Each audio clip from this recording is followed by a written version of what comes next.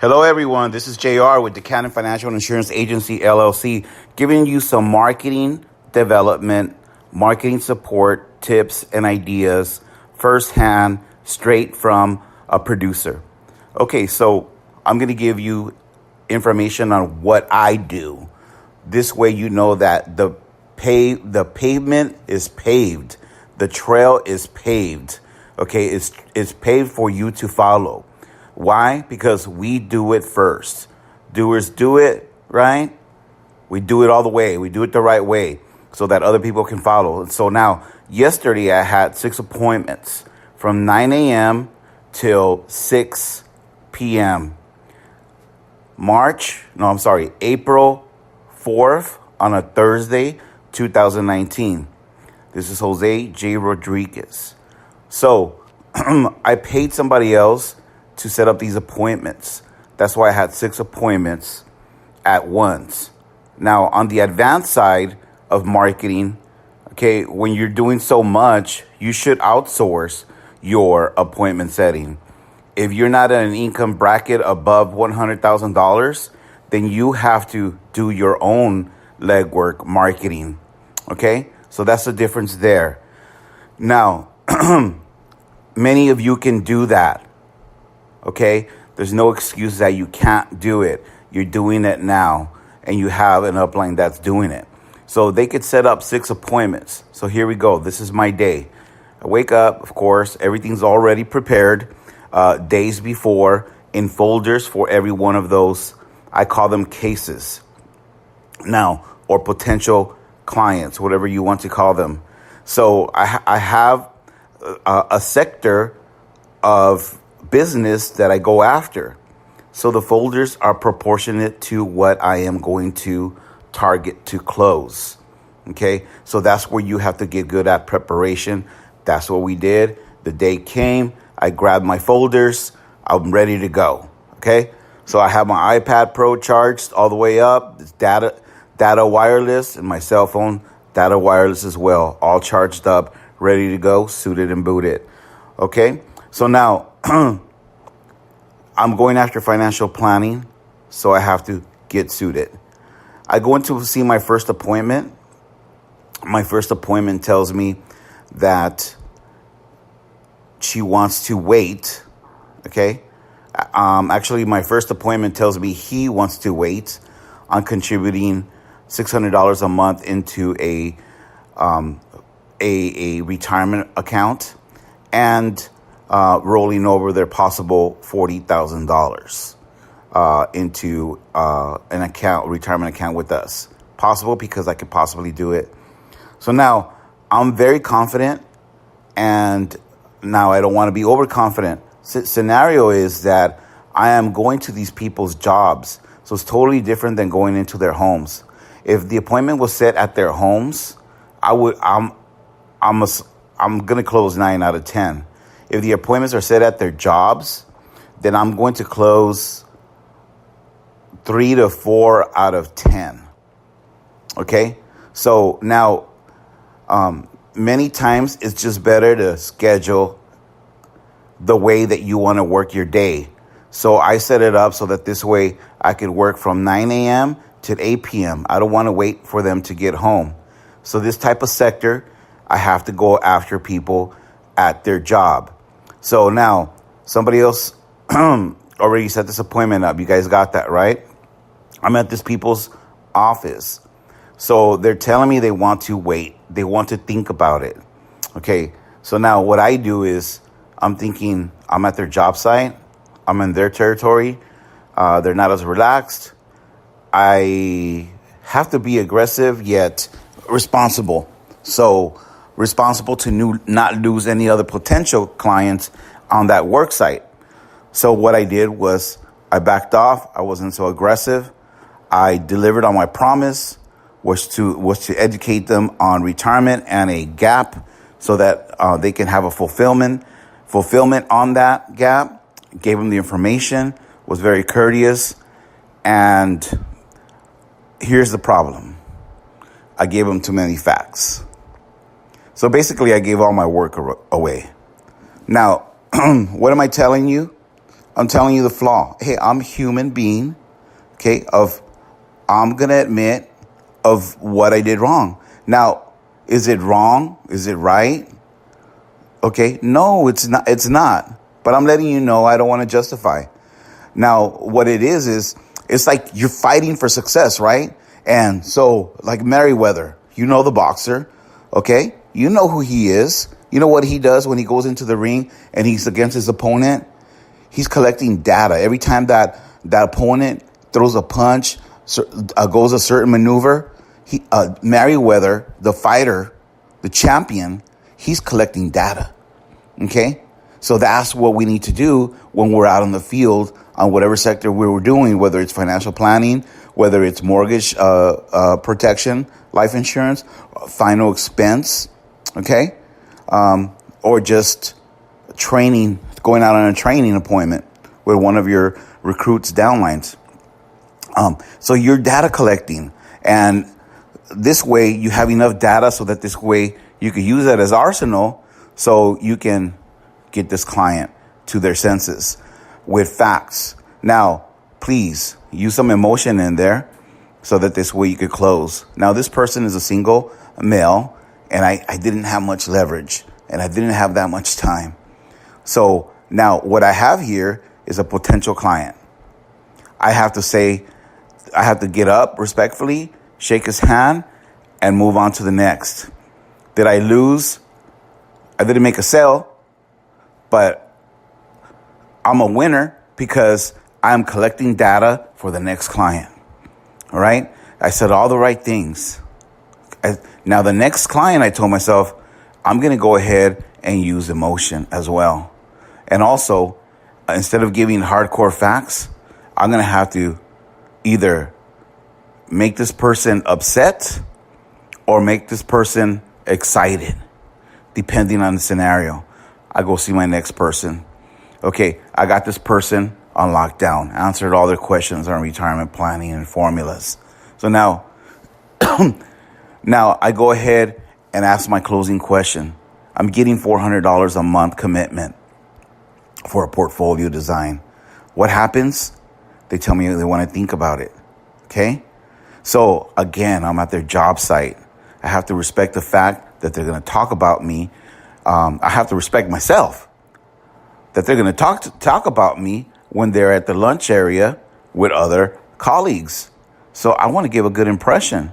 And I say respectfully, I reschedule my appointment. Okay? I go to my next appointment. Okay? Got lost. I was there 10 minutes late, even though I was 15 minutes early. Yes, very absurd, right? So it was like a make-believe address. I couldn't find it. Well, I found it. I went in 15 minutes, about 10 minutes late, actually. So I sat the person down. Now this person, I gave him motion, more and more motion than the second person.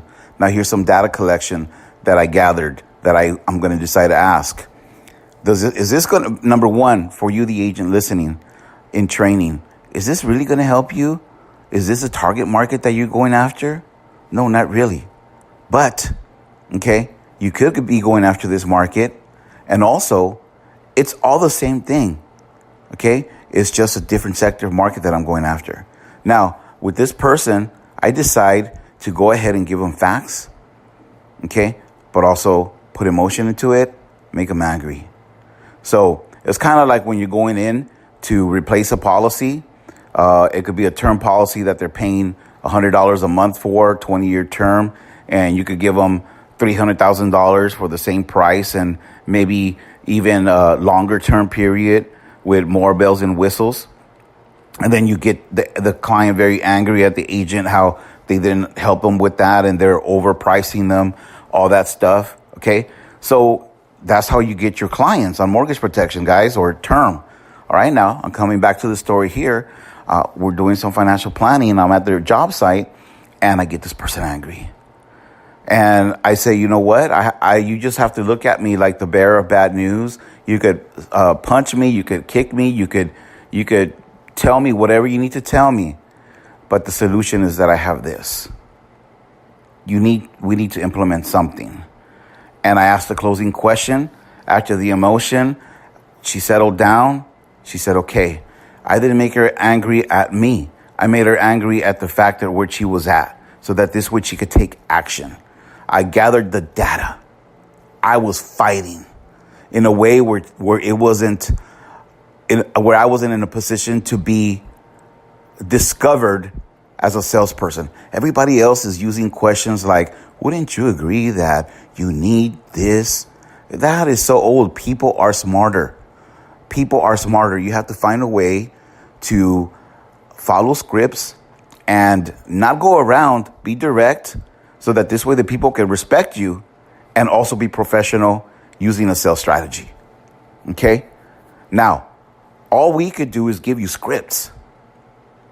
You have to memorize them verbatim, so that this way, when you're going to see a client, you can use your lingo, but follow the format.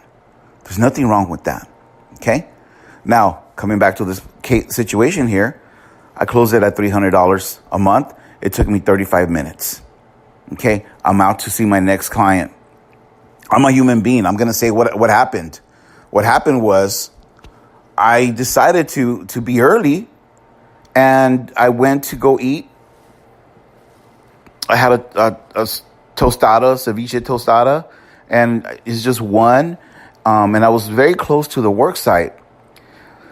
So I went to the work site. I met the teacher. Again, this one wanted to wait. Okay? So I rescheduled it for another day, but now I have a possible close. I'm going to my next one, which was a block away.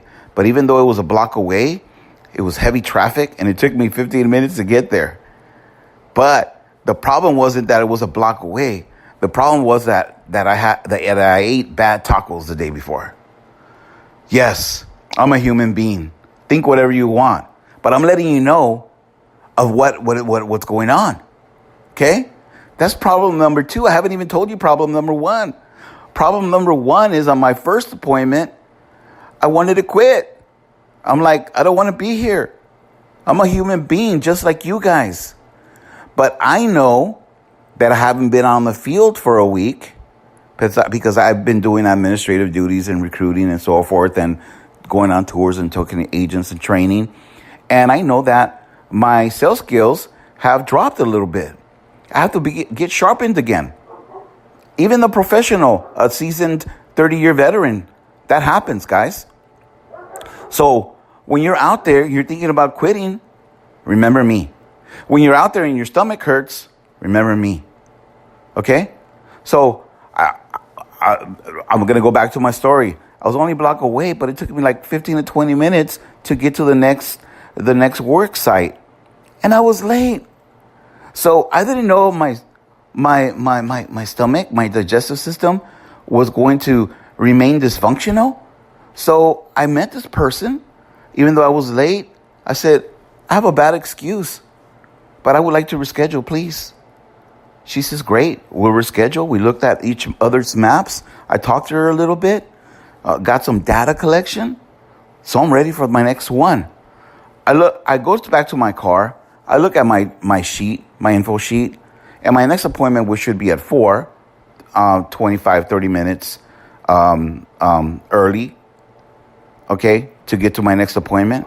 I look at my data sheet, and it says Wednesday, 4 p.m. I already went to that appointment. I already closed that one. So I'm thinking I could have had this appointment, but justifyingly. So it was better for me. And what happened was I had rest time for about an hour before my next appointment at 6 p.m. My next appointment at 6 p.m., okay, I'm there an hour early, okay? So what's happening is I'm making phone calls. I'm making sure that I'm double booking, okay? Even though I don't like double booking. My goal is to double book. My goal is to make a mess. My goal is to lose checks, lose phone numbers, because I have so many leads. When that happens, when you have so many wrong things happening, that's a good sign. That means that you're making money. That means that you're working, that you're creating work, okay? So I'm doing that. I double book my appointments for Saturday, okay? So, and these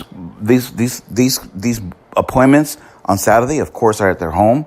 I'm going to have a 90% closing ratio. because that's my closing ratio when I go to people's homes. So I'm excited. I'm double booked for Saturday, waiting for my appointment yesterday, which was Thursday, 6 p.m. April 4th, 2019. I'm waiting at Starbucks.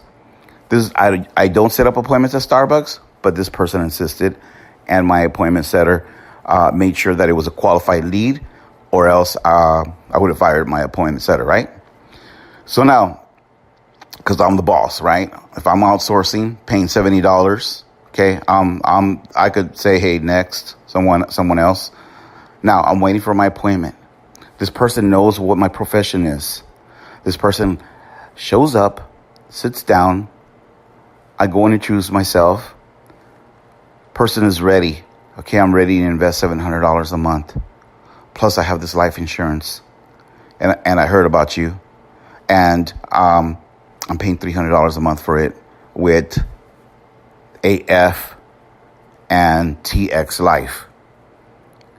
So I'm talking to her about index crediting. I'm talking about fixed crediting.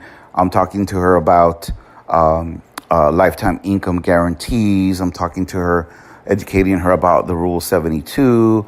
I'm educating her about how her pension is going to work. Okay, so I'm give her some facts, give her the information she needs. That's why she's hiring me, right? That's why she wants to see me. I'm giving her that information. Okay, now I'm being bold and direct as well while I'm gathering data, and I put some emotion to this person. Make her feel very excited that the first doubling period of the Rule 72, which is within the 7.2 to 10 years, our job is to accumulate as much money as possible for the next 3 doubling periods, because this person was 29. Sounds complicated. I could teach you guys what it is. It doesn't even matter. You don't have to know what I'm even saying. All you have to know is gather your information, know what you're talking about, whether it's final expense, mortgage protection, so forth, yada and yada, right? Okay, now here's what happened. I closed my transaction, $700 a month and a $300 life insurance policy. Okay, ended my day with $4,000 in with about $4,000 in commissionable annual premiums. Okay, that's how I ended up my day. So I ended my day at 8 p.m. I started at 9 a.m. I ended at 8. Here's my message, my conclusion. My conclusion to you, my concluding message.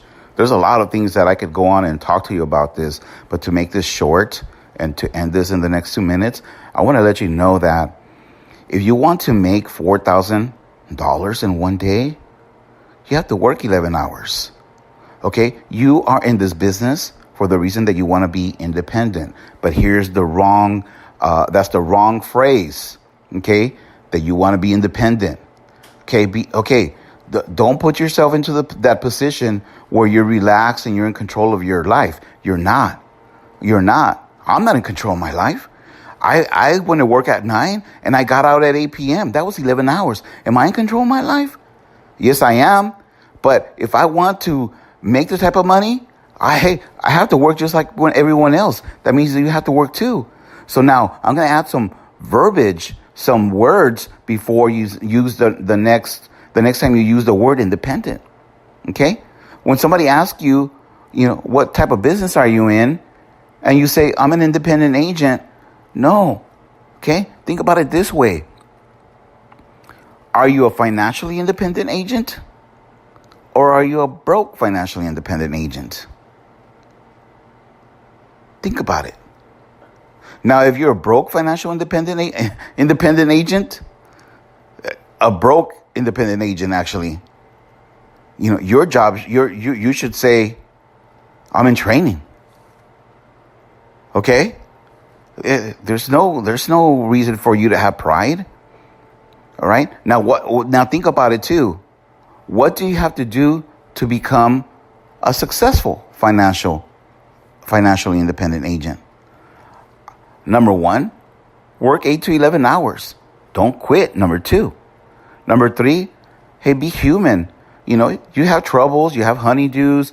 You have a car, a flat, you have a dead battery, you have forgot your umbrella, anything can happen.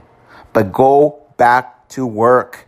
Finish your day like if you had a job, because your determination in completing the day is what's going to set proportionate the amount of income you're going to make.